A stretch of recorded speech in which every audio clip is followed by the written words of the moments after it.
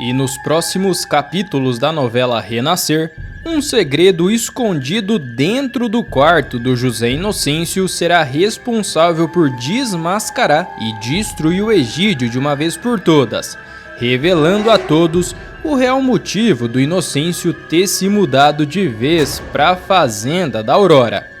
Na verdade, tudo não passará de uma tocaia surpreendente que o Inocêncio armará para se vingar e fazer o Egídio pagar caro por todas as armações realizadas pelo bandido. Antes, o João Pedro e o Bento terão uma briga feia para decidir quem ficará com o quarto que era do pai deles. A Inácia precisará intervir, dizendo que nenhum dos dois ficará com o quarto, mas enquanto estiver falando isso, a cozinheira sentirá uma pontada forte no coração e avisará que a profecia está se cumprindo naquele exato momento e que, infelizmente, o coronelzinho deve estar muito perto de se reencontrar com a Santinha, de uma vez por todas, deixando tanto o João como o Bento desesperados. Mas o que ela não poderia prever é que o Egídio terá mandado um capanga para dar fim na vida do Inocêncio. Mas graças a um detalhe escondido no quarto do Inocêncio, tudo mudará. E o fazendeiro será salvo no último minuto, assustando a todos. Agora, antes de continuar, já deixa o seu gostei no vídeo se você gostaria que o Inocêncio ficasse vivo e terminasse a novela ao lado da Aurora. Tudo poderá acontecer assim que o João Pedro decidirá voltar para a casa de seu pai enquanto ele está no Espírito Santo. Ele então chegará com as suas malas e dirá: "Pois se é de seu agrado, Inácia, arrume o quarto de painho, que eu vou me mudar para junto com Sandra." Nesse momento, o Bento ouvirá o pedido do irmão. "Mas oxe, Inácia não me deixou ficar no quarto, então você não vai ficar também não, João?" Retrucará o Bento. "Pois eu vou ficar nesse quarto sim, Bento. Inácia me ofereceu ele", dirá o João Pedro com firmeza. "E quem é você para decidir isso? Eu sou o mais velho, João. Eu tenho mais direito que você", responderá o Bento, já começando a se alterar. "Direito? Direito você já tem, que é cuidar dos negócios de painho, que inclusive você começou agora. Eu tô aqui desde que eu nasci, pisando aqui nesses cacau. Agora esse quarto é meu. Eu vou ficar aqui com Sandra de qualquer forma", insistirá o João Pedro. O Bento ficará furioso, com o rosto vermelho de raiva, e se aproximará do João Pedro. "Pois você não tá contente de ter tirado a vida de manhinha, né? Agora quer tirar a vida de painho de tanto desgosto. Ainda mais se for usar o quarto com Sandra, filha do pior inimigo de nosso pai. Não tem tocaia pior que essa, João", gritará o Bento, com os olhos fixos no João Pedro. "Pois isso não tem nada a ver, Bento. Eu não dei cabo de nossa mãe e Sandra não tem culpa do pai dela. Eu não vou sair desse quarto de jeito nenhum", o João Pedro responderá, tentando manter a calma, mas visivelmente abalado. "Pois você é um ingrato, sempre foi. Eu que tô aqui segurando as pontas, cuidando de tudo, e você vem cheio de direito", o Bento berrará, avançando ainda mais. O João tentará se defender.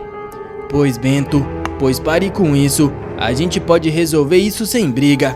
Eu só quero um espaço pra mim e pra Sandra", dirá o caçula, que dará as costas pro irmão, para evitar mais brigas.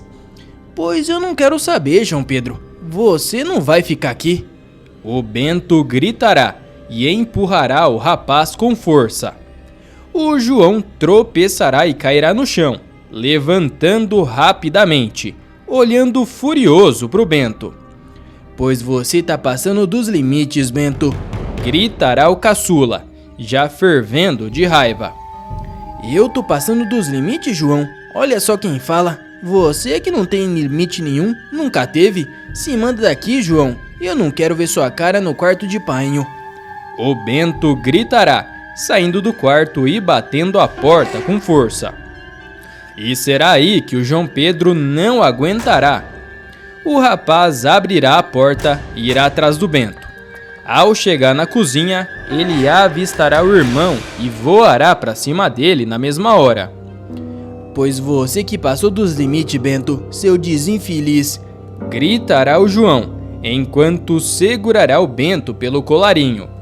Pois me larga, João, você não vai ficar com o quarto de painho, já tá decidido. O Bento retrucará, tentando se soltar. O João, fora de si, dará um soco bem na cara do Bento, que cambaleará para trás, sentindo o impacto. Mas o Bento não se dará por vencido. Com um grito de raiva, ele avançará novamente, pegando o João Pedro de surpresa e jogando o rapaz contra a mesa da cozinha. A madeira estalará com a força do impacto, mas o João Pedro, mais forte, usará a vantagem para se levantar rapidamente. Pois seu ingrato, você sempre foi o queridinho da Inácia, o coitadinho rejeitado da família, e agora quer ser o preferido do painho também. O Bento berrará, tentando imobilizar o irmão. Pois isso é coisa de sua cabeça, Bento, você que sempre foi o preferido do pai e o que mais sugou o dinheiro dele. O João retrucará, dando um chute nas pernas do Bento e o fazendo ele cair no chão. Os dois continuarão a brigar, rolando pelo chão da cozinha, trocando socos e empurrões. O João Pedro conseguirá imobilizar o Bento, ficando por cima dele, com o punho levantado, pronto para dar mais um soco na cara do irmão. Pois você vai aprender a respeitar os outros, Bento, gritará o João Pedro, com os seus olhos ardendo de raiva. Nesse momento, a Inácia entrará na cozinha e verá a cena dos dois homens se rolando no chão. Mas o que tá acontecendo aqui, Virgem Maria? Pare com isso agora mesmo, gritará a Inácia, tentando separar os dois. Pois esse desgramado quer ficar com o quarto do painho, onde já se viu isso? Gritará o Bento, ainda tentando se soltar das mãos do João Pedro. Pois ele não tem direito nenhum, e eu vou ficar com o quarto sim, retrucará o João, sem largar o irmão. A Inácia se colocará entre os dois, empurrando eles para os lados opostos da cozinha. Pois se continuarem assim, os dois não vão ter quarto nenhum, muito menos continuar morando aqui nessa casa, dirá ela, com firmeza na voz, e olhando para a cara do Bento. Os dois rapazes, ofegantes e com os rostos marcados pela briga, olharão para Inácia, surpresos com a sua intervenção. Pois vocês não sabem o que está prestes a acontecer. Falta muito pouco para a profecia se cumprir e o coronelzinho partir para junto de sua santinha. E em vez dos dois estar aí, à prontidão, estão se pegando no chão, onde já se viu. Que desgosto seu pai vai ter? A Inácia dirá, com um olhar sério e seguro. Mas que profecia é essa, Inácia? Do que você tá falando? Perguntará o João Pedro, ainda tentando entender a gravidade da situação. Pois é verdade, Inácia. O que painho tá aprontando? Ele tá indo pra cova, é isso? Questionará o Bento, assustado. Eu não tô falando besteira. O patrãozinho sabe disso. Por isso que ele se mudou pra fazenda da Aurora. Ainda nessa noite isso vai acontecer, afirmará Inácia, olhando pro relógio na parede. Os dois irmãos ficarão em silêncio, assimilando as palavras da Inácia. O clima de tensão e raiva será substituído por um sentimento de medo. Mas Inácia, como que você sabe disso? Perguntará o João, com a voz trêmula. Pois eu sei das coisas, menino, e vocês dois precisam se acalmar e parar com essas brigas. A família precisa ficar unida agora, mais do que nunca, responderá Inácia, com um tom mais suave, mas ainda firme. O Bento e o João Pedro se olharão, ainda ofegantes e machucados, mas agora com um entendimento da seriedade da situação. Pois tá certo, Inácia, a gente vai parar com essa briga, dirá o Bento, finalmente cedendo. Pois isso mesmo, Bento, vamos respeitar o que a Inácia tá dizendo, concordará o João Pedro, dando um passo para trás e soltando os ombros em sinal de rendição. A Inácia suspirará aliviada, mas com o olhar ainda preocupado. Agora vamos se lavar e se acalmar, a gente precisa de paz nessa casa, dirá ela, se virando para começar a arrumar a cozinha que tinha sido bagunçada pela briga. Os dois irmãos seguirão o conselho da Inácia, indo cada um para um canto da casa, com a mente pesada pelas palavras dela e pela profecia que ela havia mencionado. Enquanto isso, na vila, uma coisa inesperada acontecerá e fará com que o destino do Coronel Inocêncio seja selado. A Joaninha ficará mais do que frustrada com a situação do Tião, e a mulher decidirá de vez se vingar do marido. Pois é hoje que eu acho aquela garrafa Idofim nela, dirá a trabalhadora. Ela irá até a cabana do homem e achará o cramunhãozinho. A doméstica quebrará a garrafa sem pensar muito. E nesse momento, ela dará de cara com uma miniatura de bode com os olhos pretos em brasa e ficará apavorada. Só depois de um certo tempo que ela conseguirá engolir o medo e focar na vingança. A mulher do Tião perseguirá a criatura até as terras que o marido manejou dentro da propriedade do Egídio. O bicho estará lá, pastando sobre a horta. A Joana se aproximará com um facão na mão, mas de forma bem delicada, para não espantar o bode. Ela estará com a faca em punho, pronta para desferir o golpe final, quando o bode se virar e olhar para ela. Mas o ser sobrenatural estará manso, rendido, como se não tivesse nada de ruim nele. Abalada pela visão, ela hesitará e interromperá o golpe. O bicho do José Inocêncio vai morder uma folha da horta e se deitar aos pés da plantação. A Joana interpretará aquilo como um sinal de rendição. Ela então soltará a faca e seguirá sua vida, deixando o bicho para trás. Mas o que acontecerá depois será ainda pior, já que a galinha preta do Tião atacará o animal, furando seus olhos. O bicho maléfico não terá tanta sorte. Parte de seus restos serão encontrados ao lado da garrafa que o abrigava, após as outras galinhas da fazenda fazerem a festa. Enquanto isso, na fazenda da Aurora, o Inocêncio estará trabalhando, quando um homem chegará. Ele será um ceifador de aluguel enviado pelo Egídio, mas se apresentará como um trabalhador humilde, procurando emprego. Pois boa tarde, patrão, dirá o homem, tirando o chapéu e se aproximando do ricaço. Pois eu me chamo Antônio, eu sou amigo de Tião Galinha e ele me disse que o senhor podia ter um trabalho para mim nas suas roças, dirá ele. O José Inocêncio, com um olhar desconfiado, sentirá algo estranho ao ver o homem, mas decidirá lhe dar uma chance. Pois amigo do Tião, é? Bom, a gente tá sempre precisando de mão de obra na roça. Pode começar amanhã de manhã, só temos que conversar direitinho que eu gosto de conhecer os homens que trabalham comigo, não é mesmo? Responderá o Inocêncio, apertando a mão do homem. O Antônio dará um sorriso forçado e agradecerá. Pois eu fico muito agradecido, patrão. Eu vou trabalhar duro, pode contar comigo. Nesse mesmo momento, na casa do José Inocêncio, a Inácia também sentirá algo ruim, mesmo estando longe da fazenda da Aurora.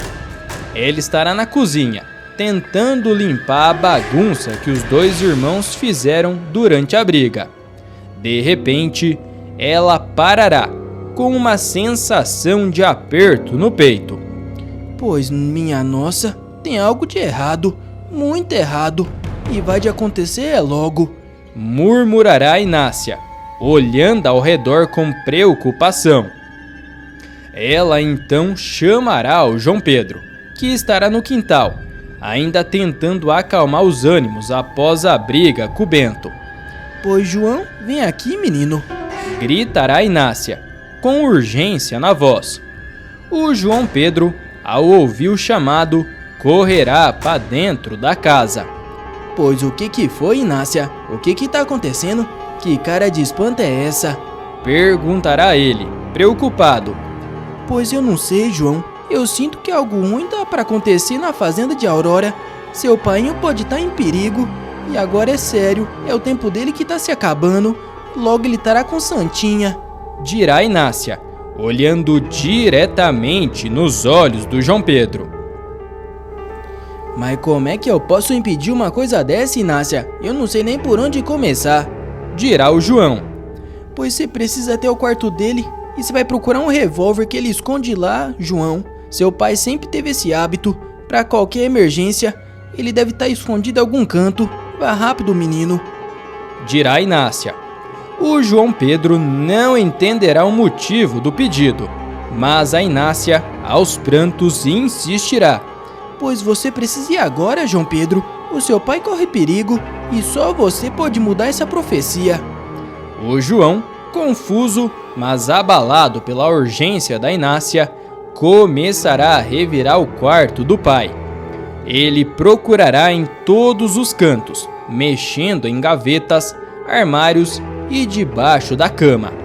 Após minutos de busca intensa, ele encontrará um fundo falso no piso debaixo da cama, revelando de fato um revólver escondido. Pois eu achei, Inácia, gritará ele, segurando a arma com firmeza. Sem perder mais tempo, o João Pedro se picará para a fazenda da Aurora, com o coração disparado e a mente cheia de preocupações. Enquanto isso, nas roças de cacau da família da Aurora, estará o José Inocêncio trabalhando, quando o bandido de aluguel se aproximará lentamente, com um olhar sombrio. Pois boa tarde, patrão. Eu tô aqui, dirá o Antônio, tirando o chapéu e se aproximando. O José Inocêncio, ainda desconfiado, parará o que estava fazendo e olhará fixamente para o homem. Mas o que você quer aqui essas horas, homem? A gente não combinou que ia ser só depois do trabalho? Perguntará ele, com a voz carregada de autoridade. O sujeito suspirará profundamente, com um ar de culpa, e começará a falar. Pois você que me desculpe, patrão, mas eu preciso cumprir a encomenda de Coronel Egídio Coutinho. Ele me pagou para tirar a sua vida e eu só vou sair daqui depois que cumprir, dirá ele. O ricaço ficará atordoado com a revelação, seus olhos arregalados de surpresa e medo. Mas como assim, homem? O que você tá dizendo? Perguntará ele, tentando manter a calma. O bandido de aluguel explicará, em tom de desculpas, que ele é um homem sem escolhas, que vive de fazer serviços sujos para sobreviver. Pois não é nada pessoal, patrão, é só trabalho e eu preciso do dinheiro para minha família, dirá o Antônio, com a voz trêmula, enquanto sacará um revólver de seu bolso. O José Inocêncio tentará argumentar, desesperado. Pois você não precisa fazer isso, amigo. Podemos resolver isso de outra forma. Eu posso te ajudar e muito melhor que o Coutinho, implorará ele, tentando ganhar tempo. Mas o sujeito balançará a cabeça, determinada a cumprir a sua missão. Pois não adianta, patrão. Eu já aceitei o trabalho e agora eu preciso terminar. Você que me perdoe. Foi um sujeito muito do bacana, mas serviço é serviço, não é mesmo? A tensão no ar será palpável. O silêncio pesado interrompido apenas pelo som do vento nas folhas do cacau. Justo nesse momento, o João Pedro chegará, ofegante, e com um revólver em punho, dirá: pois você largue essa arma agora, senão quem vai disparar sou eu, e olha que tô na tua mira, e daqui eu não saio. Gritará ele, apontando o revólver para a cabeça do Antônio. O bandido, surpreso, se virará e verá o João Pedro com uma expressão de muita raiva. Pois já lhe disse, abaixa esse revólver. Se você fizer um disparo em meu painho, eu lhe farei 10. E eu não tô brincando. Ameaçará o João Pedro, enquanto engatilha o revólver, com os olhos fixos no bandido de aluguel. Vendo que a casa caiu e que não terá outra escolha, o Antônio se renderá, pedindo perdão, mas já será tarde demais, já que um disparo será ouvido e o pior acontecerá. E agora, você gostaria que a profecia da Inácia não se cumprisse e o Inocêncio sobrevivesse no final? Sim ou não? Entre o José Inocêncio e o João Pedro, qual você prefere? Vote nos comentários. Pessoal, tá aparecendo para você mais um vídeo surpreendente da novela. Clica nele para assistir e inscreva-se no canal para receber todos os vídeos publicados após a novela.